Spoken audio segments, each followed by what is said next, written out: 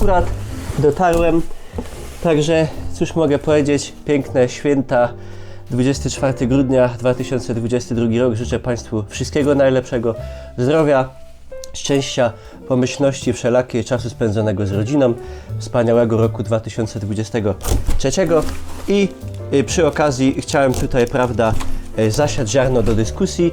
Powiem tylko, że karp jest to najgorsza ryba, jaką można jeść. Wali mułem, jest niedobry i nie wiem, po co w ogóle gości na wigilijnym stole. Zapraszam do dyskusji i jeszcze raz wszystkiego dobrego.